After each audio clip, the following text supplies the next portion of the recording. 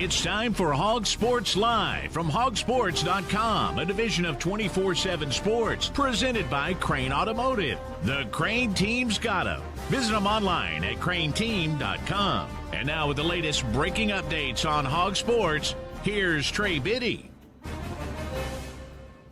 What's up, everybody? Trey Biddy with HawgSports.com, HAWGsports.com. We're not quite up on the sports cluster, as I like to call it, yet, with Arkansas football, basketball, baseball kind of all being intertwined, but we're getting close to it. So we're going to talk about some things. Obviously, we're in the thick of it with basketball. We'll talk about everything that happened with the LSU game, what's ahead, Oklahoma up next. We're going to bring in Connor Goodson to discuss all that. Arkansas baseball just really a few weeks away from getting going also. So we're going to bring in Kevin Bohannon. Of course, I'm going to talk with you guys about the latest going on with football, the contact period, all that stuff and more on today's episode of Hog Sports Live.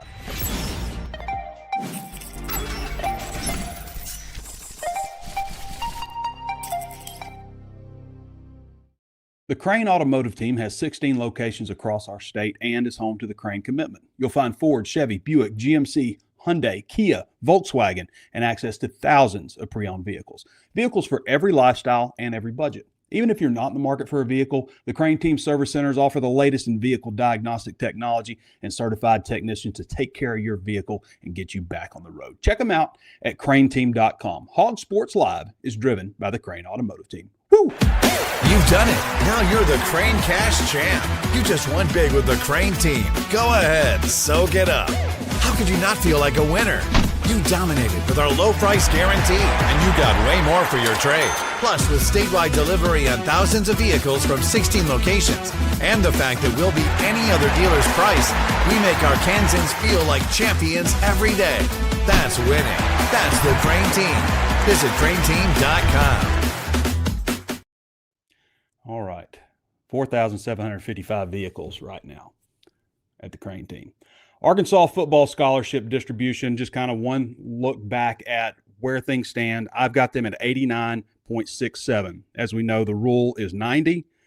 The the SEC athletic directors all kind of got together and said, hey, we're going to go with 90 scholarships, but the rule is 105 according to the presidents, but it's at 90. So Arkansas is at 89.67.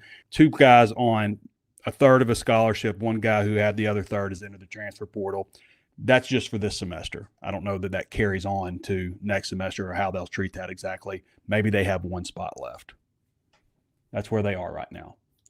We've gone over all of that, where Arkansas is position by position, so I'm not going to go into that too much.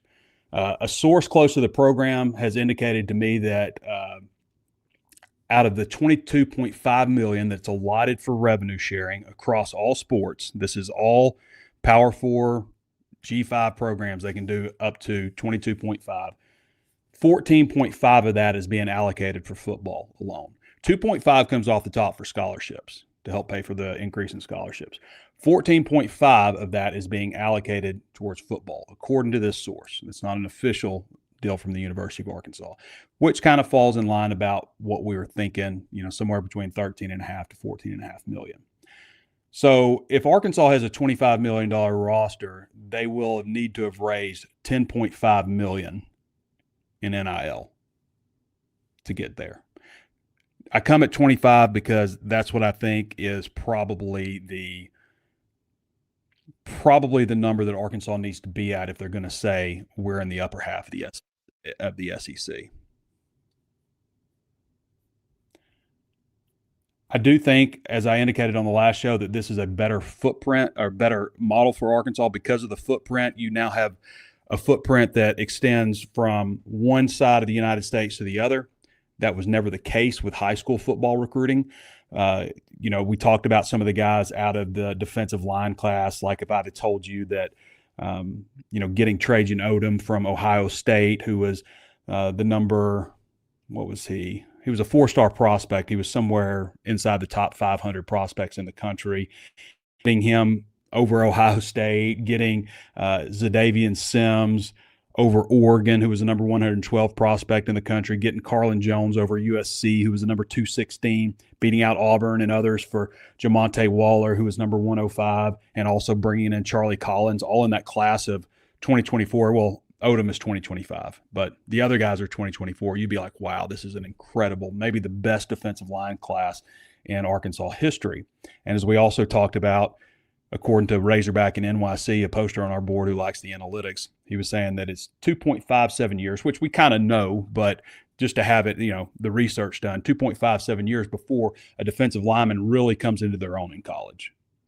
We saw that with Quincy Rhodes at Arkansas. So a lot of these guys are coming into their third year in college wherein they should be making a big impact. What I've deciphered from our transfer portal rankings, and one of the reasons I think Arkansas is because while they have a mix of players that like 16 guys who are starters at programs from the G5 level or lower, while they have that, like they also have a mix of like guys, some of the guys that I just mentioned who, were really highly regarded. Jasper Parker would be another one, top 10 running back prospect who hasn't really produced in college. Those guys are not getting anything based on their high school ranking. They're like mid-range 3 stars because it's based almost entirely, it seems, off of how a guy has produced on the college level. So if you haven't produced in college yet, even if you're a redshirt freshman who is super highly regarded, you're not getting that big rankings boost. And so Arkansas has a lot of guys from different backgrounds. They have guys that started on the Power 5 level. They have guys that started on the G5 or lower level. They have some guys that, kind of like a third, and a third of guys in each of those categories. And I think that's one reason Arkansas's roster is impacted in that regard. On another recruiting service, which measures players in and out, the players that enter the transfer portal versus the players that are coming into the program, Arkansas is 9th on that list. And I think they were 58th last year, which was probably a good indication of where Arkansas was last year. So some varying examples. But, you also have guys like Jaheim Johnson and Bryant Williams, who were Arkansas's highest ranked portal guys who came from the G5 level, who were starters there. So transfer additions by state, 1 from Arkansas, 3 from California. Arkansas has spot recruited California, maybe if they have some kind of connection, family connection or something, but they never get 3 guys out of California in a recruiting class, at least not 3 that are any good. 2 from Florida, 7 from Georgia. That's obviously, Georgia's a familiar area that Arkansas hits along with everybody in the SEC and elsewhere. 1 from Illinois, not a typical recruiting area. 3 from Louisiana, that's very typical. 1 from Maryland, 1 from Michigan, 4 from Mississippi, 3 from North Carolina. They have not gotten a lot of guys out of North Carolina. 1 from Oklahoma, 4 from Tennessee, 6 from Texas, and 1 from Utah. So that's Arkansas's new recruiting footprint. Everywhere. They can get guys from everywhere now with the transfer portal. So that's just more evidence that this is a better model for Arkansas if they're fully funded as a program. Here's an interesting look. Out-of-state 4-star recruits Arkansas has gotten in the last 20 years. Matayo Soli, Jalen Catalon, KJ Jefferson, Ricky Stromberg, Bumper Poole, Dalton Wagner, Chase Hayden, Chevin Callaway, Devwall Whaley, Jake Heinrich, Yalda Froholt, Austin Cantrell, Jalen Merrick, Brian Wallace, Rafe Peavy, Henri Tolliver, Frank Ragnow, Alex Collins, Denver Kirkland, Reed Kohler, Damon Mitchell, Otha Peters, Jonathan Williams, Keon Hatcher, Andrew Peterson, Quinte Funderburk, and Calvin Barnett. Only Stromberg, Froholt, Ragnow, Collins, Kirkland, and Jonathan Williams made it to the NFL out of that group. Jalen Catalon, KJ Jefferson, Bumper Poole, Dalton Wagner, Devwall Whaley, Austin Cantrell, Henri Tolliver, Keon Hatcher were all very good players. Soli, Hayden, Callaway, Heinrich, Merrick, Wallace, Peavy, Kohler, Mitchell, Peters, Peterson, Funderburk, and Barnett never had notable success at Arkansas or transferred but didn't make it to the NFL either. So that's 22.2% who ended up in the NFL out of those 4-star out-of-state recruits, 51.9% of them being average to good players.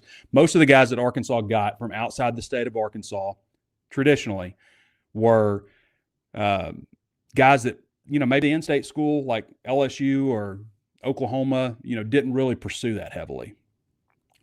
Or they were somebody like maybe Bumper Poole, where Arkansas had a family connection, or Matayo Soli out of Georgia, where Arkansas had a family connection. Sometimes there is a great evaluation yielded a Malcolm Shepard, who was a 3-star recruit out of Georgia, Trey Flowers out of Alabama, or Chris Houston out of Texas, or Felix Jones out of Oklahoma, who was a 4-star but was not pursued by Oklahoma. Occasionally, Arkansas would pull a shocker and get a Lawrence Richardson out of Texas, Ahmad Carroll out of Georgia, Alex Collins out of Florida, but like those are the only ones that I can think of. And we're talking since the turn of the century here. So not a lot. Versus now, I mean, we're talking about a lot of guys that would be considered, 4-star high school recruits who are at Arkansas now from all over the place that the in-state schools did want. Right now, we are in a contact period for recruiting that runs January 5th through the 31st, so they're wrapping that up. Traditionally, this contact period was for recruiting for, the current class, the class of 2026. I mean, aside from just like checking in on some guys here and there, like there's not much going on. It's for this 26 class. Mostly it's 2027s, 2028s, getting some early evaluations and stuff on those guys. So that's what's going on right now. All the coaches are out. I would like to see Ryan Silverfield or maybe the assistant coaches in some kind of way, because there's so many guys now here that we have never had any kind of communication with. They've just been hired, and that's it. It's just like hired, and here's their bio. There you go. So hopefully when all this settles down, we'll get an opportunity to talk to some of these coaches and Ryan Silverfield also, even if it's just the coordinators or something, but hopefully there'll be something. I think it's important for Arkansas to kind of build on this momentum. As I mentioned, when talking about the revenue sharing thing, I hear that Arkansas is also halfway towards their goal of $30 million to boost the football program on top of what they've got already. So with a year and a half left to reach that goal. So they're on a good pace, and it's important to note that Silverfield hasn't really been able to do any fundraising. I mean, the only thing we've heard about with him fundraising is he was at the basketball game right after he was hired and got $1 million pledge from a guy after 5 minutes of talking to him. So that'll also help Arkansas. Getting him out there, getting him in front of more people will help their fundraising efforts. But they're at a good pace to get where they want to be. Again, the goals are to be in the upper half of the SEC, firmly in the upper half. I've heard anywhere like, as high as number 5 in terms of money for football. So right now, Arkansas has shipped out 54 offers that we know about. Danny West has got a good breakdown this morning, position by position for 20, and that's for 2027. There's also a number of guys for 2028. There's not a lot of guys in Arkansas that have been offered. In fact, like for 2027, it's not as highly ranked a class as we've seen in the last few years at Arkansas. Now that could change, obviously, but there's not anybody that's ranked a 4-star. And looking across other states in Florida and Georgia and Alabama, there are guys that are ranked 4-star. So it's not just like they're just not ranked. The only guy right now in the state of Arkansas that's been offered, according to Danny, from Arkansas is Mario Brownlee, who is a linebacker out of Prescott, 6 foot, 205. He is not ranked yet. He also has LSU, Missouri, and others that have offered him. So he's so far the only guy in the class of 2027 that's been offered. Arkansas has also offered Braylon Brown out of Joe T. Robinson in Little Rock. 6'1", 190 wide receiver, who is a 4-star recruit, the number 80 ranked prospect in the country, the number 8 athlete, and the number 1 prospect in the state of Arkansas. Kentucky's also offered him. So a couple of offers going out inside the state, but not a lot yet. Maybe that'll change, as you get camps and stuff like that, or as they continue, visiting and checking out these guys moving forward. So right now, the top prospect in the state of Arkansas is Hakeem Frompton. He's an athlete out of Joe T, and he's committed to Texas A&M. Jeremiah Dent is another one to watch out of Marion. Running back, Makai Gamble out of Fordyce, a running back. Trey Stewart out of Little Rock Central, a linebacker. Good to see one out of Central. Carter Wallace out of Valley View and Jonesboro, a running back. And Bradley Sturdivant, who is committed to Arkansas from Sheridan. Shout out Yellow Jackets. I need to apologize to my buddy, by the way. You know who I'm talking about. I sent an AI edit of him outside of our group chat to a buddy of mine, or to another group chat. I thought it was just funny. But anyway, I'm sorry about that. I know that hurts your feelings. But I am sorry, genuinely. Shouldn't have done that. Ozarks Go. We're going to bring in Connor Goodson now. So for those of you who don't have Ozarks Go, you should have Ozarks Go because it's fast, reliable, steady, consistent internet service, unlike what Connor's dealing with in Little Rock right now with his service provider. Ozarks Go has never let me down, never once.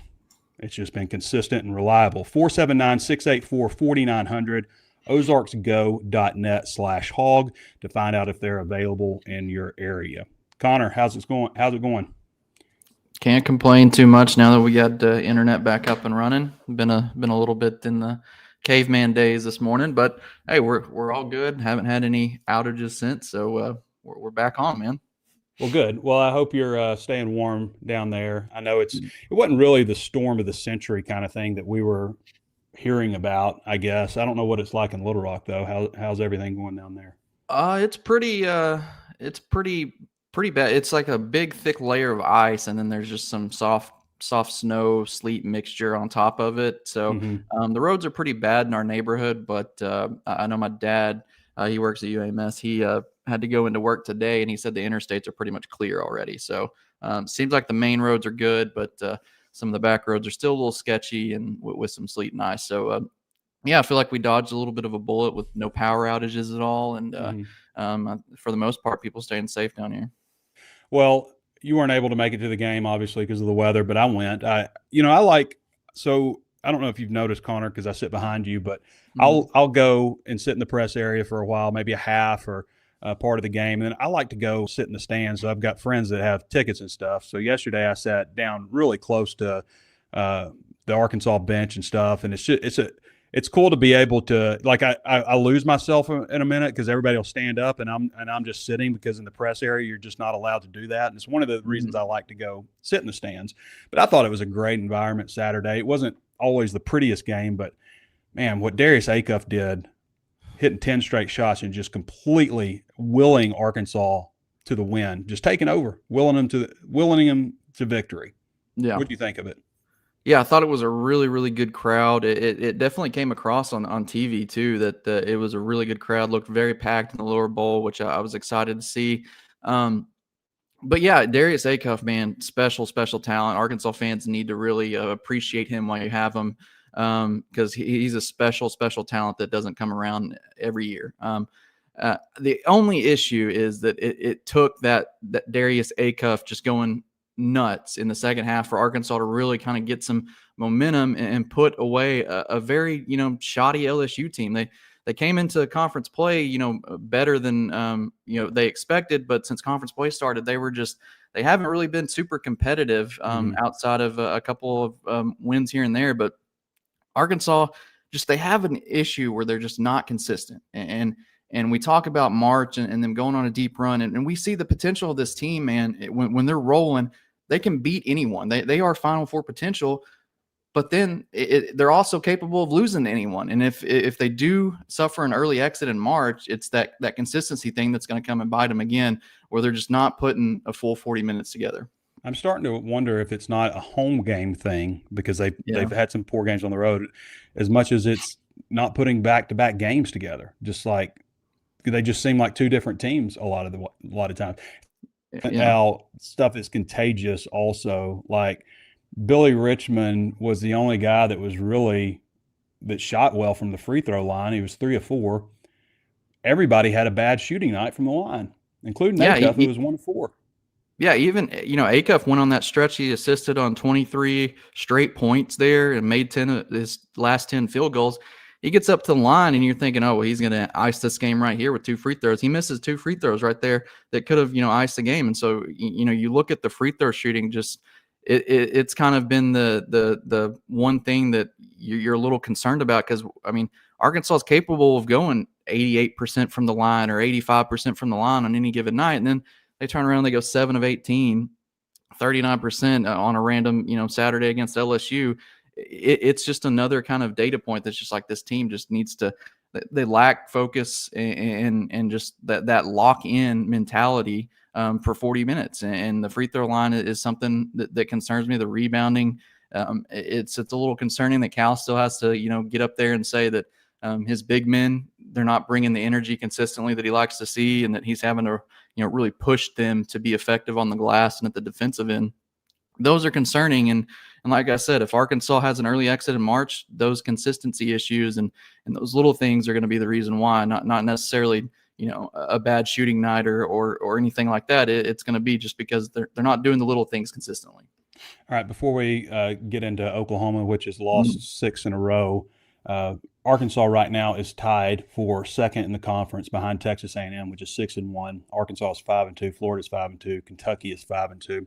Let's here's a quick 1-minute cut up from John Calipari on the game Saturday. There were over 1,000 tickets turned in. I thank the fans who turned in tickets and the ones that came here anyway. I think they're falling in love with this team. Thank goodness we had a will to win the last 7-8 minutes. They came in, they played harder, they were rougher, they executed. We tried to steal too many balls. Every time we tried to steal, they scored, and we fouled too much. We shot a really high percentage, except from the foul line. What are you talking about? We had to stop running people at the ball, so now you had to keep the court spaced. And I told TB, throw the dagger. It's coming to you. Well, the good news about playing 8 guys, I'm just looking for 5. A lot of people lost today. Next game we have on the road, hard game. Be a star in your role. Carter, Key, and Nick were both sick. Body language, energy at times. You kind of looks like you're going, you jog, you don't go after a ball, and I'm losing my mind. But I want you to be the best player in the country, not just a good player. And until you clean this stuff up, you're not going to be. Trevin hasn't had like a great offensive performance the last 3 games, I guess. But when he shot that 3, I go one time. One time. That was critical. Yeah. Yeah, he was like 2 of 9 on his last, 9 attempts from 3 before that shot went in, and he hadn't hit one since like the either the Ole Miss it was the South Carolina game. He hadn't made a 3 since then. And so you're just like, but obviously you kind of. Big time players make big time plays. The will to win, right there, being able to knock down that 3 and really ice the game. But Cal kind of talked about it right there. Just the lack of physicality. I thought LSU just took it to him early, and Arkansas was just kind of like not expecting LSU to really come out and put up that big of a fight and not match that physicality until late. And so when you get on the road, getting Thomas back too was big for them. And they're a good rebounding team, obviously. Yeah, they are, and they're going to pick up some wins here in their final stretch. They're going to beat some teams that they're not supposed to. They're a scrappy bunch, but it's not a team that I would have expected to really give Arkansas fits after they were able to come out and really handle Vanderbilt with ease the other night. I hope Arkansas doesn't overlook Oklahoma. Because Kentucky's coming up, obviously, in Bud Walton Arena. That's a big one. But man, Oklahoma has lost 6 straight, including when they lost that one to Missouri, at Missouri in overtime. I was like, man, you don't want to be facing these guys at their place on a 6-game losing streak. And it's not like they, obviously they played Missouri really well. They lost 88-87 in overtime. At home, they've played 4 of these 6 games on the road. So that's notable. But at home, they lost convincingly against Florida, as some teams do. They played Alabama really well. They only lost 83-81. So this is a kind of a sneaky game for Arkansas, it seems.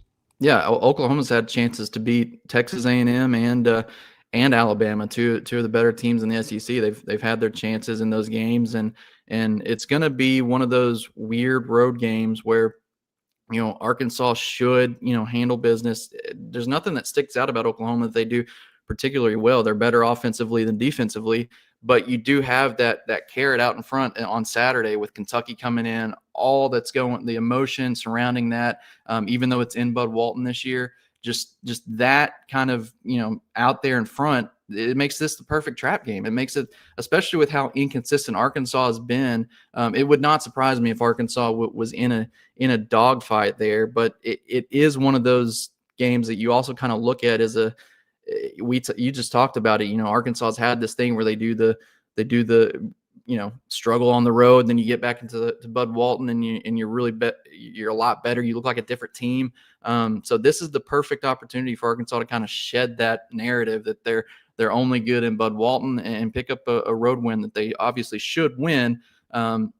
It's a game that, on a neutral side, Arkansas will be favored by like double digits, but because it's on the road, there's that little that little bit of doubt that kind of creeps in a little bit, that especially with how inconsistent this Arkansas team has been. So yeah, definitely a trap game in Oklahoma, as we just talked about. They've been competitive with other teams, so I'll be interested to see how Arkansas comes out. They need to get started quick and really put it on Oklahoma, and not let this Oklahoma Sooner team hang around in the end. And then once you take care of business there, then you can focus on Kentucky and that big matchup on Saturday. I'm almost willing to guarantee that Arkansas is going to shoot well over 80% from the free throw line in this one. Oh, I don't doubt it. They'll bounce back. I'm sure that that's what they've done in practice, is hammer the free throws and all that. But are you worried about Porter Moser, job security? I mean, he's 19-16 his first year at Oklahoma, 15-17 year 2, 20-12 year 3. Made the NCAA tournament finally in year 4, but was bounced in the first round, and went 20-14 that year. And with the start they're off to now, what are your thoughts on that?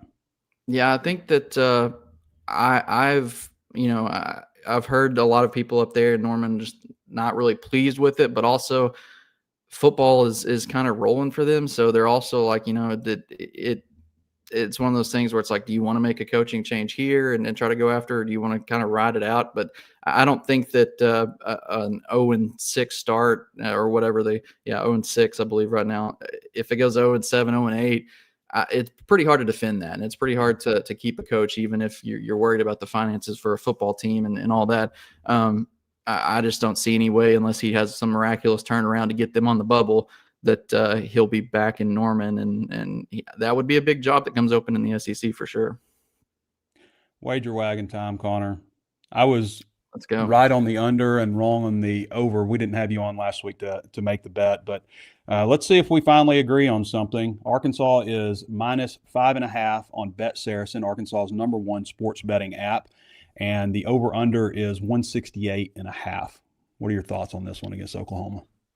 I do like Arkansas to kind of come out, and you look at Oklahoma's, their track record. They've been allowing points. They're letting teams score points. So I do kind of look like the over, but I also think that this is kind of a get right, kind of shed that narrative like I talked about of Arkansas being a completely different team on the road. I kind of like Arkansas to cover and push the over. I think that this is a game that Arkansas could get in the 90s and make it kind of like the maybe like the Florida game where Oklahoma kind of hangs around a little bit in the first half, and then Florida just kind of runs away with that and wins by double digits and puts it away.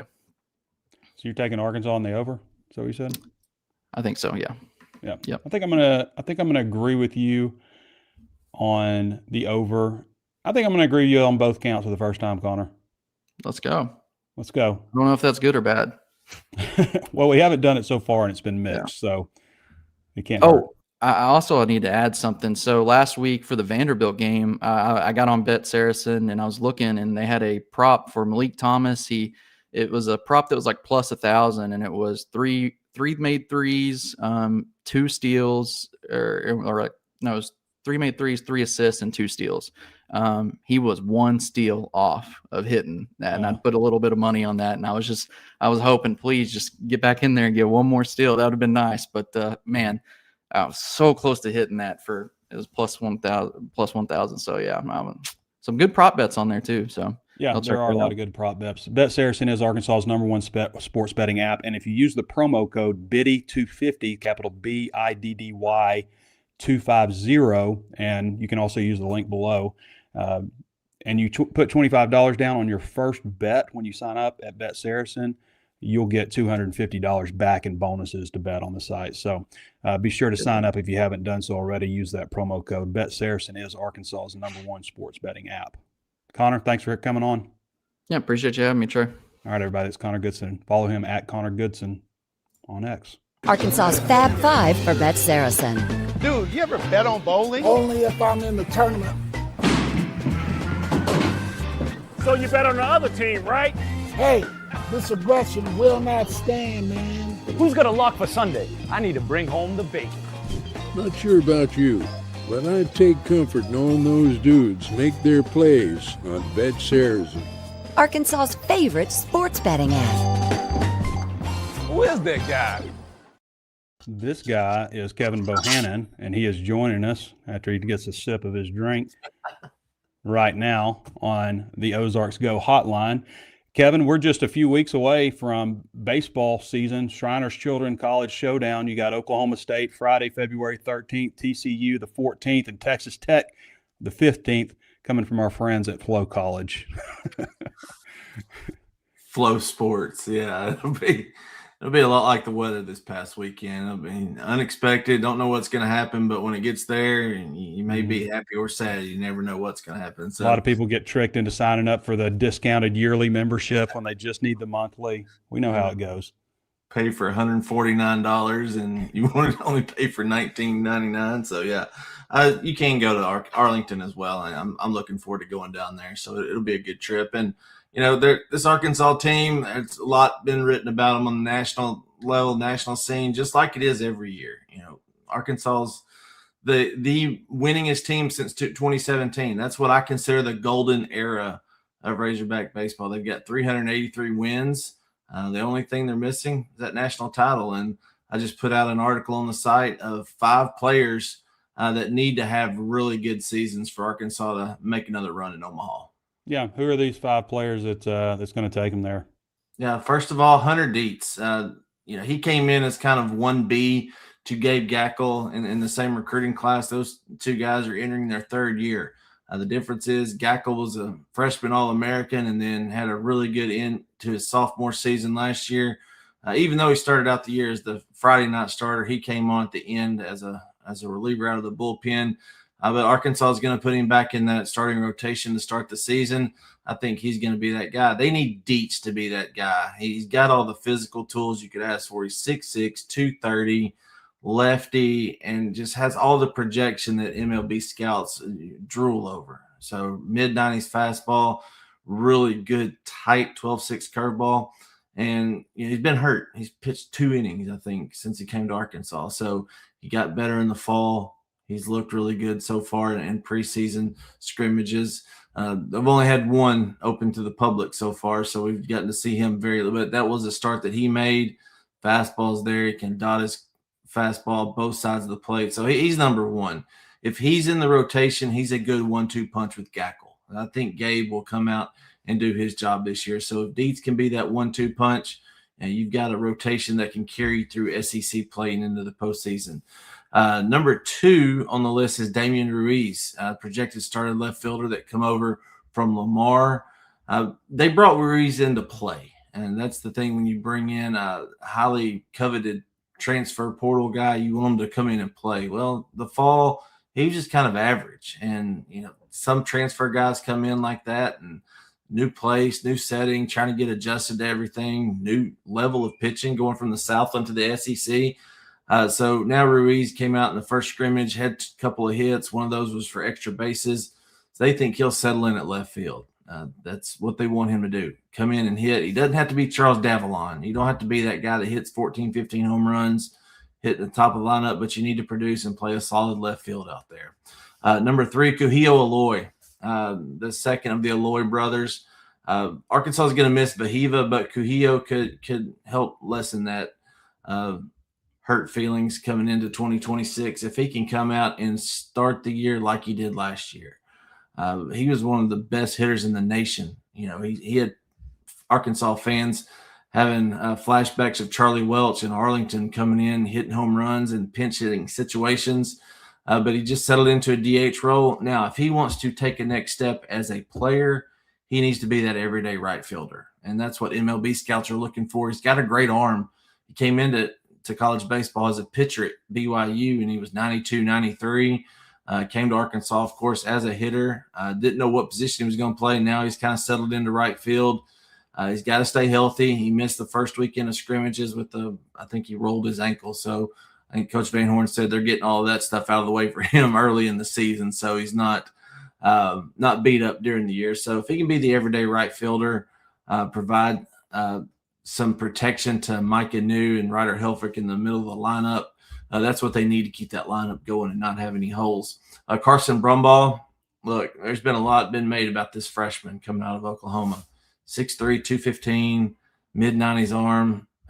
has been up to 97 on the mound. Well, he's not going to pitch because he's going to play a premier position. He could be the first true freshman starter at shortstop for a Dave Van Horn team since 2007. That's 19 years.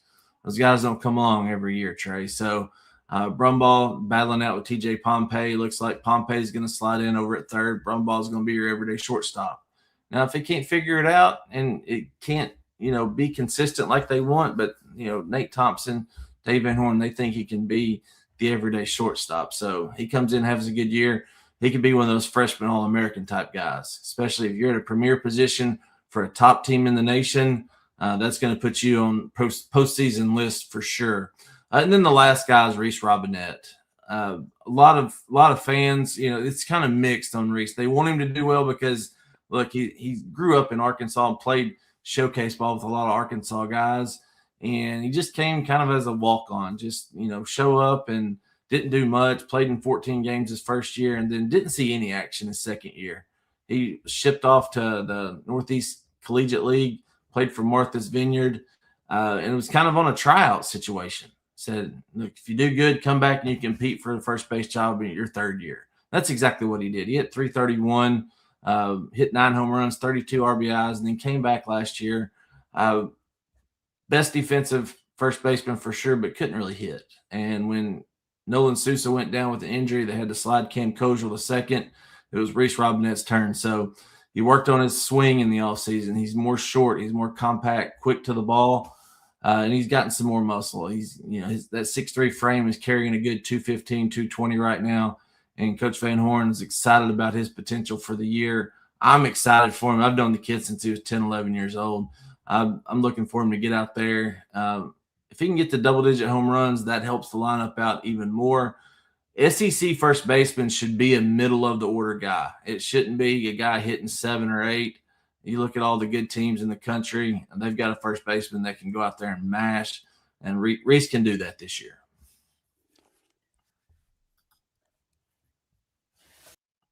Blakeman's Fine Jewelry is proud to be the official jeweler of the Arkansas Razorbacks. And while I would encourage you to visit them in person because of their wonderful staff and their outstanding new store, you can also shop them online. But if you haven't been to their new store at 3202 Pinnacle Hills Parkway in Rogers, Arkansas, 72758, you should definitely check them out. But if you can't get there, you can go to their website.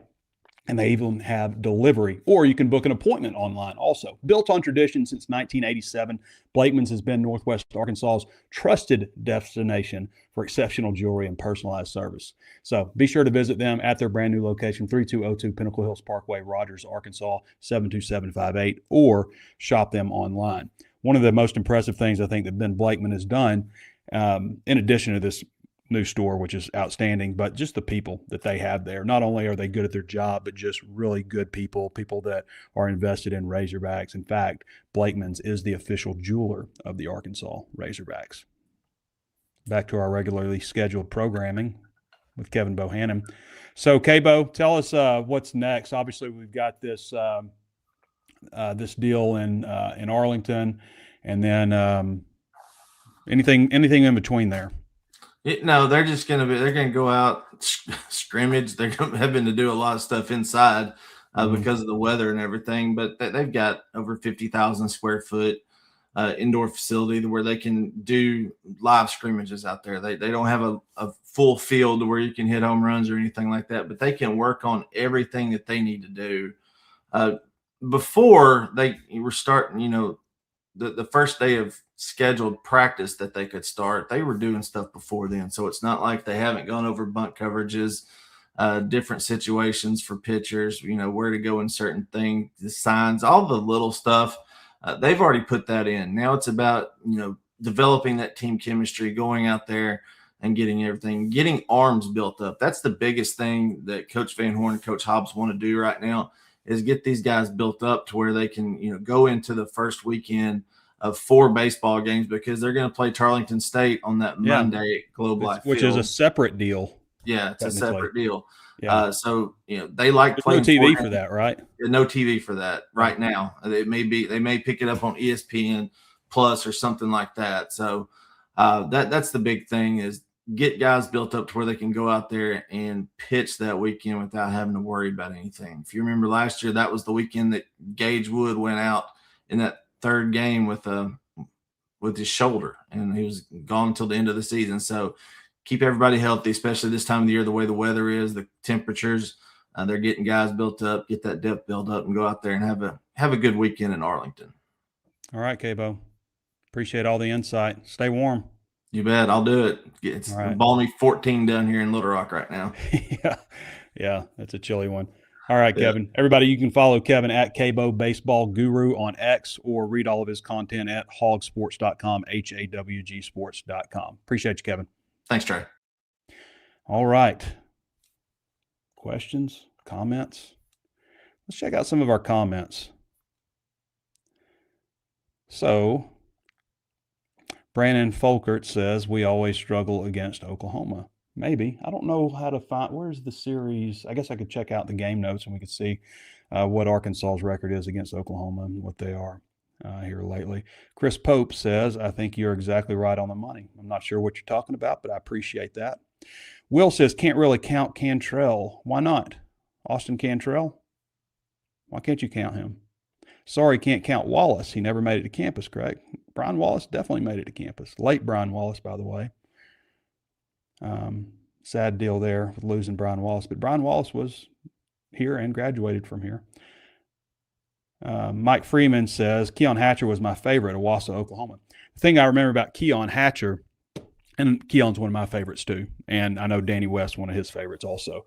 But Keon, if you remember, he played as a freshman, and he couldn't catch. Like, he struggled catching the ball. And then, I don't know what, but I remember a few things stand out to me. How much better he became as a receiver, like catching everything from where he started off. But I also remember the day that he took it upon himself to lead the wide receiver room before he was ever, a key component for them at wide receiver. But having him and Drew Morgan stepped out, I believe it was when Keon got hurt. I think he broke his foot in that Toledo game, I think he broke his foot in the Toledo game and maybe continued to play with it like that. And that was also the year that Drew Morgan, stepped into that role. And then I think the next year you had both of those guys on the field at the same time.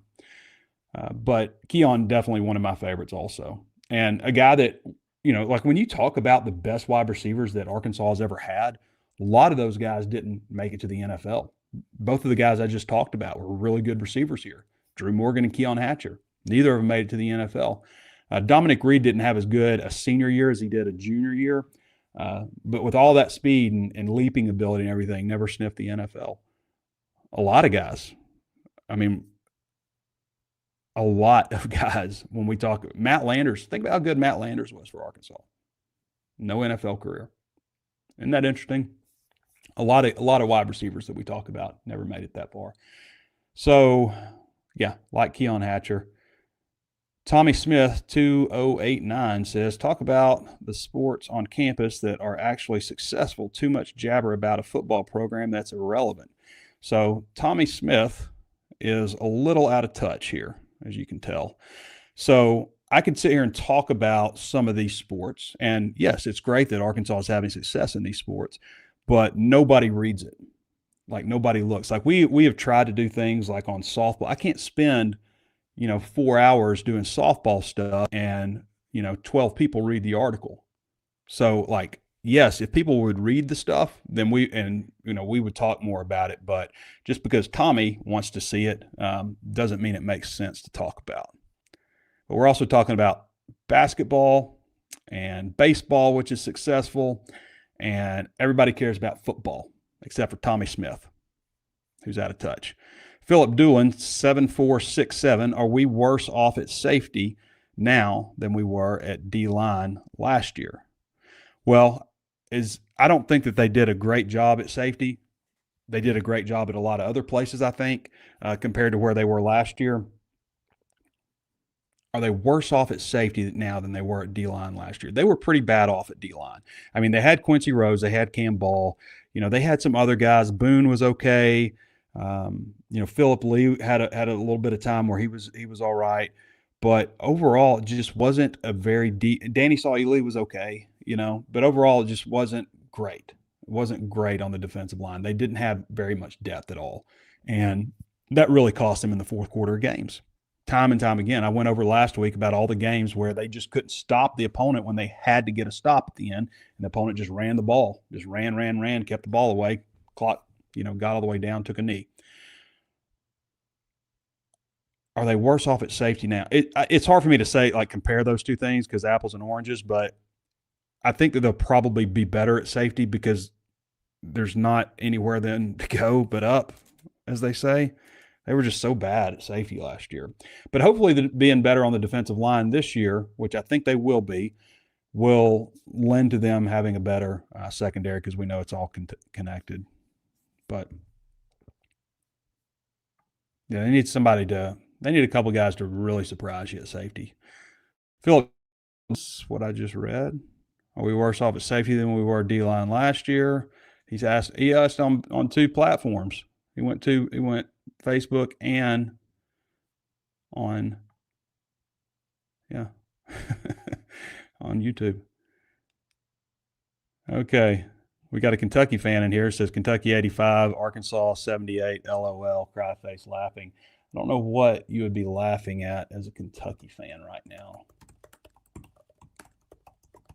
I mean, you definitely haven't set the world on fire. They've rebounded and picked it up and won these last 5 games. That LSU game was big for them. But in Tennessee, they barely won that one. Just got away with it. But they have picked things up. But as a Kentucky fan, I don't know how you look at things and be like, oh, my God, we're so much better off right now. Like just a couple of weeks ago, everybody's talking about this guy needs to be fired. So don't come in here with a laughing face. Coming into Bud Walton Arena on Saturday. Bruno Bridges says, always thought Sully was a pretty good player. I mean, they played him as a freshman. I thought but really because they didn't really have any other option, but they played him with that club on his thing. I don't understand how you can be effective as a defensive lineman playing with that club. I mean, it was a circle, a sphere on his hand like that. No thumb, not even like a casted thumb, just like this. How are you supposed to play like that? I just don't understand. But he played as a true freshman and then never really played again. Didn't play at all under Bielema, really, and then eventually transferred out. But never was a 4-star player that he was billed to be. Miss Lisa says, agree, Tommy S. is out of touch. Sorry. He is. I mean, if I wanted to do a show on nothing against softball or soccer or track and field or anything. I'm glad all those sports are doing well, but we're not going to have 900 people watching the show live like we are right now. Reggie Allen says, Trey, what is your estimated record for Arkansas in 2026? I would probably go 5-7, I think, right now. And, I know in one hand people are like, Trey, you seem so, optimistic about, some of the stuff they've done. But I just know that there are unknowns at quarterback. I wonder about the secondary a little bit, especially at safety. That year one aspect of getting your culture instilled and all that stuff. I could be way off. In fact, I'll probably be as wrong as I've been in a long time this season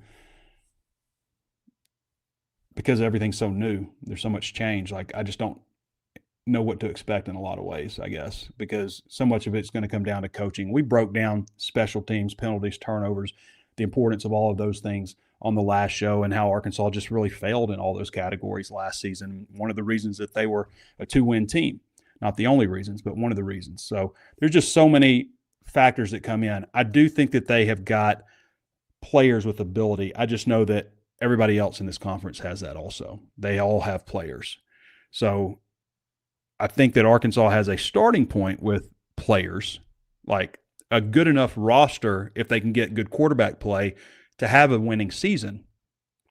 It's just a matter of it all coming together, right? And I just know that's a lot of work in front of them.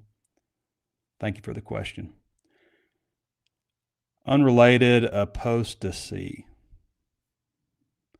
Could have less talent at safety and still be better with a better defensive coordinator, definitely, and a better defensive line. Philip Doolin says, wasn't sure which platform you were reading comments on, so both. I can fully appreciate that. I will often send people messages via different platforms. And they're like, Trey, I got it. I got the message. I'm like, well, I wanted to get to you fast. Cover all my bases. Unrelated says, Chris Marshall looks unreal at times. Can this staff keep him out of trouble? And have you watched film of him? I've watched all the film I can on everybody that they've added. See what seems great hands, but I have heard some things about like him having a high drop rate actually as a receiver, but athletically, physically, he has literally everything you're looking for. I always think like 6'3", 215 or so is, the ideal size for a split end. I know people always say like this guy's 6'4", this guy's 6'6". How many guys do you see that are like 6'5"? I mean, occasionally, yeah. But generally, you don't see guys that are like that tall in the NFL.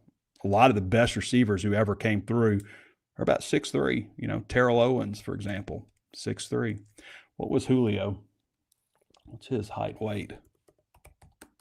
I mean, Julio would be a guy that you would say, this guy's the ideal size at wide receiver. How come it doesn't have his height and weight here?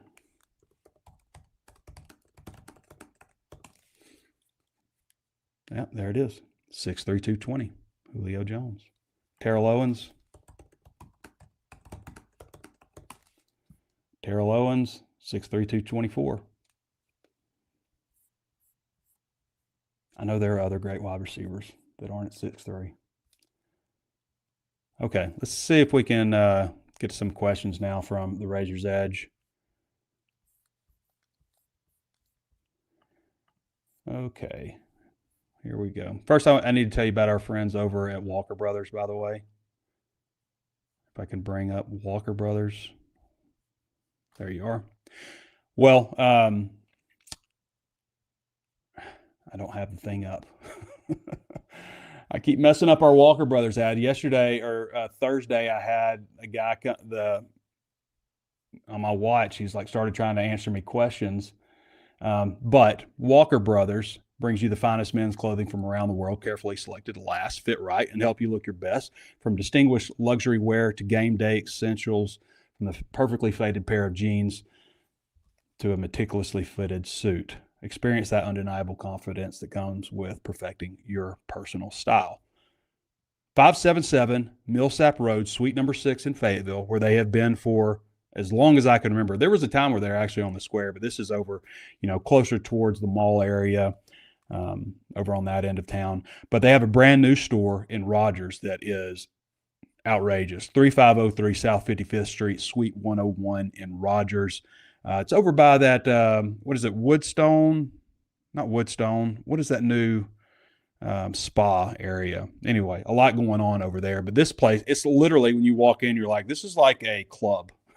I'm in a club. There's like couches and TVs and, the area where you get fitted for suits and stuff. Anyway, they've got brands from Peter Millar, Johnny O, Horns 11, Legend, Divot Sportswear. Clothes that are built to last. That's one of the things I like about them. Big Hog fans over there at Walker Brothers also. Okay, questions. Questions from the forum.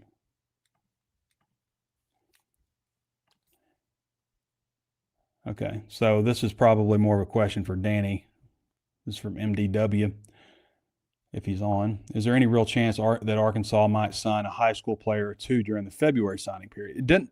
Based on talking with Danny, it doesn't seem like that's going to happen. It seems like they're done from that standpoint. They're also at 89.67 scholarships. So, yeah, they could, not everybody's enrolled yet. Most everybody is, so they could still have some wiggle room or something. But, they're right up against it on that 90 unwritten deal. Delta Hog 21 says, has Silverfield announced how much access you guys will get with practice? He has not. I will say that in my experience, with every coach that has come through since Houston Nutt, the access has gone down a little bit each time. I would expect that to probably continue. Now, when Bobby Petrino came on, the exception to that, when Bobby Petrino came on as offensive coordinator, Arkansas went from opening portions of spring football to the entirety of spring football. We had, I think the first year we had, all but 2 practices. And the second year we had all but, we had every practice the second year. We had every practice. So don't know how much access we will get, but I assume we'll get a decent amount of spring football. During the season, I'm not expecting us to get maybe any viewership during the season, but I would hope that spring football we get some. I always thought it was a mistake with Brett Bielema. Brett Bielema, his very first practice at Arkansas, they closed down the first 4 practices, and it was like it didn't even happen. And people were excited, anxious to get things going. Like, we have to remember that fans are what drive this whole thing. And fans want to know what's going on at spring football. They don't have to know about the game plan or the injury situation for the upcoming opponent, because that could put you at a competitive disadvantage. But for spring football, how does this coach do things? How things are organized? All of that stuff matters. You know, that's what fans want to know, I think. So we have to remember that the fans are important in this whole thing. It's one thing the NFL does. There's many things the NFL does that are better than college football. You know, access to locker rooms after games, requiring that practices are open. Sure. How about not letting you just come and steal the coach from another team or players from another team, or having contracts and all that stuff? Like, literally everything that the NFL does is structurally is better than what college does. But college, you see coaches get so wrapped up in keeping everything in. One of the things I always hate that players say is like shutting out the outside noise, locking in. It's just us against everybody. No, it's not. This whole ecosystem, Arkansas, is what matters. The fans, everything has to be in for Arkansas to have success. And the idea of like pushing people out, there's also a trend that you see a lot of times. I hope that didn't happen also, where the new guys don't want the old guys around. Like former players, former administrators, anything like that. We don't want them around. I just think it's important to bring it all in. My opinion. But yeah, to answer your question, I think that there will be access. I wouldn't expect full open access to spring football.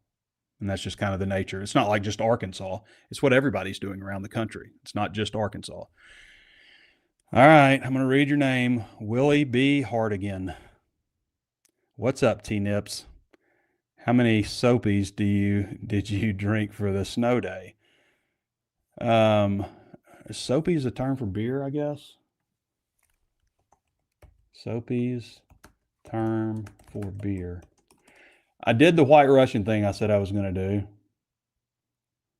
Yep, Suds, Brewski, cold one, Wallop, a tinny in Australia. Slops. Some people call beer a slop. I always hated the term brewski. Sorry, brewskis. I never liked that term for beer. Yeah, give me a brewski, bro. I just like a beer. I did have some beers though, but I did the first day of the snow. I got stuff to make White Russians, which I don't normally drink, but for some reason on the snow day, I actually said rain when it rains, like that's on the last show. But when it snows, I like to have a White Russian. I don't know why. It's not a drink I normally have. Joshua 11 says, Trey, could you see the football team getting new uniforms anytime soon? It has been a while. It used to be every couple of years, new uniforms. I mean, for a long time, it's been every couple of years. I've done a full breakdown on all the different uniforms they had going back to, the early days, the Sterner era uniform, before that when they had the terrible Apex. Let's bring back the throwback Apex uniform from 1990. What year was that? 94, 95? The huge hog on the shoulder. They were so awful that now, like, coming back around, like, they were so bad that you almost want to bring them back as a throwback uniform. They only wore that 1964 throwback uniform one time. And I believe played Alabama pretty darn good. Almost beat them, like a 1-point game or something. But that's a good question, and maybe a question if we next time we get Silverfield to ask him. First off, ask him about spring football schedule, which again I think they should be announcing that sometime soon, hopefully. But yeah, are there going to be new uniforms anytime soon? The last time they had a uniform change was Chad Morris's first year. They went to the DMAC. Was it the DMAC Reds or the DMAC White? Because they had to use one as one had to be an alternate like they get an alternate uniform to use, and they used that as one of their alternate uniforms, but used it for all the games. I think it was the home uniform, but on the road they still wore the ones that they had because they had the contract carrying over. The next year they went to full red, full DMAC uniforms. When Sam Pittman was hired, he said that that will be their uniform, I guess, for as long as they're here. The DMAC uniform, as it's come to be known. And then they have not changed since then.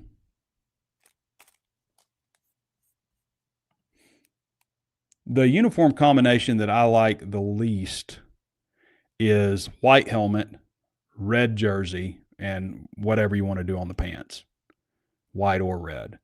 But I just do not like the white helmet and the red jersey. Like white helmet, white jersey, white pants. I actually like that look, the all white. I actually like that one. Even though, some might refer to me as a traditionalist. What I really like is stuff that looks good. I did not hate the chrome anthracite jersey the chrome anthracite helmet. I didn't love it, but I didn't hate it. Like some of the other stuff I've hated, like I hated when they had the little fake shadow in the back. That just looks so tacky. And when they had just like patches and names, numbers, like keep it clean, nice and sharp, clean. That's what I like. Clean, sharp looking. The razor blades going up the side. Remember when they were like, "Oh, this is a tusk coming up the the abdomen here, the solar plexus." Is that the solar plexus? And then Mississippi State comes out with their jersey, and they've got the same stupid tusk thing coming up the side of theirs. I also hate things I hate. I hate this. Tuscum. Woo! This is so stupid looking. Who came up with this? Tuscum. I hate this. Okay. I'm not a big fan of throwing the A. I think it would be way better to do like, Diamond Dallas Page does the Diamond State. Or if you wanted to do this, maybe that's kind of stupid. I kind of like the Diamond State. You got to make sure you do it like that with the thumbs. DDP. If you're going to do it like a symbol for Arkansas, I know Oregon does something, Texas does their thing. Everybody's got their thing, right? NC State does this little wolf thing. What about that? Diamond State. There should be ice all over that state. Like, should embrace the Diamond State stuff, in my opinion. I'm not a big fan of one Razorback hashtag, one Razorback. I'm not a fan of never yield, the Jeff Long influence being everywhere. Never yield. Never yield. Well, Arkansas, I know it's part of the song, part of the fight song, but it's taken alone, never yield. I've never been a fan of that. I also wonder about jazz fingers on the hog call. Like, is it this? If you look at most older people, I see them doing this. I've always done that. Not this. What is your thoughts on that? I want to know. The hog call, the official thing says jazz fingers. I've always been a shaking your palm, shaking your hands like that. I want to know what people think. Officially this. But you see, I was looking around at the game Saturday, and most of the older folks I saw were kind of doing this. Most of the women were doing this. And most of the younger people were doing this. All right. That's the show. I just want things to be good and cool and stuff that we can be proud of. And maybe I'm wrong. Maybe everybody has a different opinion. It would sure be boring if we all had the same opinion, right? So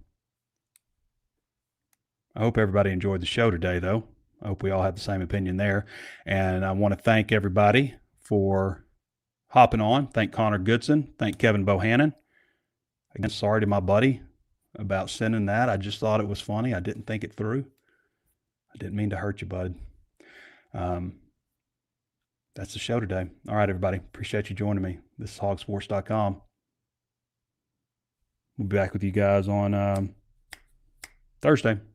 Catch you next time. Oh, one more shout out. Back Nine Golf still hasn't had a chance to be open. They're getting their final stuff.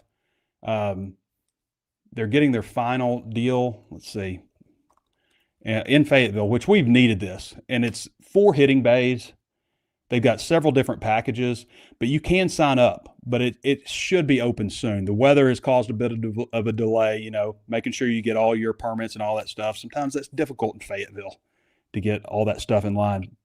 But you can call them at 479-448-4653 or email them FayettevilleAR@theback9golf.com and find out about their different memberships. This is a buddy of mine. And something I'm really excited about because I love just mashing golf balls. Like, that's one of my favorite things to do. Just go, like, not as much as playing an actual round of golf, but I can go out there and just hit golf balls all day if somebody would let me. So go check them out. Back Nine Golf in Fayetteville. Really cool deal. Got a whole private area and everything. Several different types of memberships. Go find out more about them. All right, everybody. That's the show. Appreciate you. Trey Biddy, HawgSports.com. We'll catch you next time.